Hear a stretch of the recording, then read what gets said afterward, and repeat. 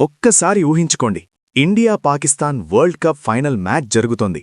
గ్రౌండ్లో విరాట్ కోహ్లీ బ్యాటింగ్ చేస్తున్నాడు. Bowler ball వేశాడు. కోహ్లీ అద్భుతమైన సిక్స్ పెట్టాడు. కాని అక్కడున్న ఫీల్డర్ అది అవుట్ అంటున్నాడు. గ్రౌండ్లో ఎలాంటి రూల్స్ లేవు. డెసిషన్ చెప్పడానికి ఒక్క అంపైర్ కూడా లేడు. అప్పుడా మ్యాచ్ ఎలా ఉంటుంది? ఎవరికి నచ్చింది వాళ్ళు చేస్తారు. మొత్తం గందగోళమైపోతుంది కదా. ఏ గేమ్ అయినా ఫేర్గా జరగాలి అంటే ఖచ్చితమైన రూల్స్ ఉండాలి. ఆ రూల్స్ని తప్పు లేకుండా అమలు చేసే ఒక పవర్ఫుల్ అంపైర్ ఉండాలి. మన ఇండియన్ స్టాక్ మార్కెట్ అనే ఈ అతిపెద్ద ఫైనాన్షియల్ గేమ్కి ఉన్న ఆ పవర్ఫుల్ అంపైర్ పేరే సెబీ. మనం కష్టపడి సంపాదించిన డబ్బుని స్టాక్ మార్కెట్లోనో మ్యూచువల్ ఫండ్స్లోనో ఇన్వెస్ట్ చేసినప్పుడు ఆ డబ్బు సురక్షితంగా ఉంటుందా అనే ప్రశ్న ప్రతి ఒక్కరి మదిలో వస్తుంది. ప్రతిరోజు లక్షల కోట్ల రూపాయల ట్రేడింగ్ జరుగుతున్న ఈ మార్కెట్లో అంత నమ్మకం ఎలా వస్తోంది? ఆ నమ్మకానికి ప్రాణం పోస్తున్న వ్యవస్థే సెబీ. సెబీ అంటే securities and exchange board of India. దీని కథ చాలా ఆసక్తికరంగా ఉంటుంది. 1980ల కాలంలో మన ఇండియన్ మార్కెట్ ఒక వైల్డ్ వెస్ట్లా ఉండేది. రూల్స్ ఉండేవి, కానీ వాటిని స్ట్రిక్ట్గా అమలు చేసే నాథుడు లేడు. ఇన్వెస్టర్స్కి పెద్దగా రక్షణ ఉండేది కాదు. 1988లో సెబీని స్థాపించినప్పటికీ అప్పట్లో దానికి చట్టపరమైన అధికారాలు లేవు. ఆ తర్వాత మన మార్కెట్లో కొన్ని కుదుపులొచ్చాయి. సిస్టంలో ఉన్న లొసుగులు బయటపడ్డాయి. అప్పుడు మన గవర్నమెంట్కి ఒక విషయం అర్థమైంది. ఈ అంపైర్కి చేతిలో బ్యాట్ మాత్రమే కాదు, తప్పు చేస్తే గ్రౌండ్ నుంచి బయటకు పంపించే పవర్ కూడా ఇవ్వాలి అని. అలా 1992లో సెబీ యాక్ట్ ద్వారా దీనికి పూర్తిస్థాయి చట్టపరమైన అధికారాలిచ్చారు. అక్కడి నుంచే మన మార్కెట్ ముఖచిత్రం పూర్తిగా మారిపోయింది. ముఖ్యమైన విషయం గమనించాలి. సెబీ కేవలం తప్పులు పట్టుకునే పోలీస్ మాత్రమే కాదు, మనలాంటి చిన్న రీటైల్ ఇన్వెస్టర్స్కి ఒక అదృశ్య రక్షణ కవచం. ఒక కంపెనీ స్టాక్ మార్కెట్లోకి రావాలి అన్నా, ఒకరు మ్యూచువల్ ఫండ్ స్టార్ట్ చేయాలి అన్నా, లేదా మనం వాడుతున్న ట్రేడింగ్ యాప్స్ పనిచేయాలి అన్నా అది సెబీ గీసిన గీత దాటడానికి వీల్లేదు. సింపుల్గా చెప్పాలంటే సెబీ ప్రధానంగా 3 వర్గాల వారితో డీల్ చేస్తుంది. మొదటిది కంపెనీలు. ఒక కంపెనీ ఐపీఓ ద్వారా ప్రజల దగ్గర డబ్బులు సేకరించాలి అనుకుంటే వాళ్లు తమ ఫైనాన్షియల్ రిపోర్ట్స్ని చాలా పారదర్శకంగా సెబీకి సబ్మిట్ చేయాలి. వాళ్లు ఏ ఒక్క చిన్న అబద్ధం చెప్పినా సెబీ ఆ ఐపీఓని ఆకేస్తుంది.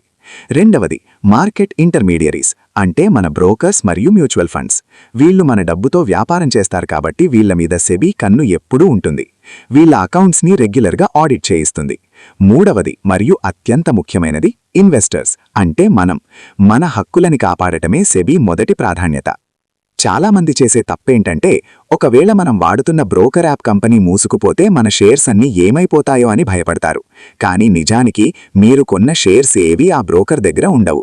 అవి నేరుగా సిడిఎస్ఎల్ లేదా ఎన్ఎస్డిఎల్ అనే డిపాజిటరీస్లో మీ పేరు మీద భద్రంగా ఉంటాయి. ఈ డిపాజిటరీస్ని కూడా కంట్రోల్ చేసేది సెబీనే. కాబట్టి బ్రోకర్కి ఏమైనా కూడా మీ షేర్స్ మరియు మీ మ్యూచువల్ ఫండ్స్ 100% సురక్షితంగా ఉంటాయి. ఆ గ్యారంటీ సెబీ ఇస్తుంది. మరి సెబీ ఎంత పవర్ఫుల్!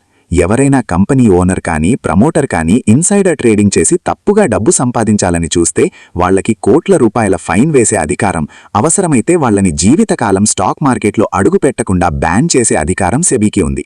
మార్కెట్లో జరిగే ప్రతి ఒక్క లావాదేవీని ట్రాక్ చేయడానికి సెబీ దగ్గర అత్యంత అధునాతనమైన సర్వర్లు మరియు ఆర్టిఫిషియల్ ఇంటెలిజెన్స్ టూల్స్ ఉన్నాయి. దీని వెనుక ఉన్న అసలు రహస్యం ఇది. ఈరోజు ప్రపంచవ్యాప్తంగా ఉన్న ఫారిన్ ఇన్వెస్టర్స్ మన ఇండియాలో లక్షల కోట్లు ఇన్వెస్ట్ చేయడానికి క్యూ కడుతున్నారు అంటే దానికి కారణం కేవలం మన ఎకానమీ గ్రోత్ మాత్రమే కాదు, మన దగ్గర సెబీ లాంటి అత్యంత పటిష్టమైన రెగ్యులేటర్ ఉండటం. ప్రపంచంలోనే మొట్టమొదటిసారిగా T+1 సెటిల్మెంట్ని పూర్తి స్థాయిలో అమలు చేసిన అతిపెద్ద మార్కెట్ మనదే. అంటే మీరు ఈరోజు షేర్స్ అమ్మితే మరుసటి రోజుకల్లా ఆ డబ్బులు మీ బ్యాంక్ అకౌంట్లో పడిపోతాయి. ఇంత స్పీడ్ అండ్ ట్రాన్స్పరెన్సీ తీసుకొచ్చింది సెబీ. సరే, ఇంత అద్భుతమైన వ్యవస్థ గురించి తెలుసుకున్నాం కదా. మరి ఈరోజు ఒక రీటైల్ ఇన్వెస్టర్గా మీరు చేయాల్సిన 3 ముఖ్యమైన పనులేంటి? మొదటిది, మీరు ఏ ఫినాన్షియల్ అడ్వైజర్ సలహా తీసుకున్నా లేదా ఏ యాప్లో మీ డబ్బులు ఇన్వెస్ట్ చేసినా ముందుగా వాళ్లు సెబీ రిజిస్టర్డ్ అవునా కాదా అనేది చెక్ చేయండి. టెలిగ్రామ్ గ్రూపుల్లో, వాట్సాప్లో వచ్చే ఫేక్ టిప్స్ని నమ్మి మోసపోకండి. సెబీ రిజిస్ట్రేషన్ నంబర్ ఉంటేనే వాళ్లను నమ్మండి. రెండవది, మీరెప్పుడైనా ఏదైనా కంపెనీ వల్ల కానీ బ్రోకర్ వల్ల కానీ ఇబ్బంది పడితే మీకు న్యాయం జరగకపోతే భయపడాల్సిన అవసరం లేదు. సెబీ స్కోర్స్ అనే ఒక అద్భుతమైన ఆన్లైన్ పోర్టల్ ఉంది. అందులో మీరు నేరుగా మీ స్మార్ట్ ఫోన్ నుంచే కంప్లైంట్ రిజిస్టర్ చేయవచ్చు. సెబీ స్వయంగా ఆ సమస్యను పరిష్కరించి మీకు న్యాయం జరిగేలా చూస్తుంది. మూడవది, knowledge is power. SEBI official వెబ్సైట్లో ఇన్వెస్టర్ ఎడ్యుకేషన్ కోసం చాలా మెటీరియల్స్ ఉంటాయి. వాటిని చదవండి. మీరు కష్టపడి సంపాదించిన డబ్బుని ఎక్కడో బ్లైండ్గా పెట్టకండి. ఈక్విటీ, రిస్క్ మరియు కాంపౌండింగ్ లాంటి విషయాల మీద సరైన అవగాహన పెంచుకోండి.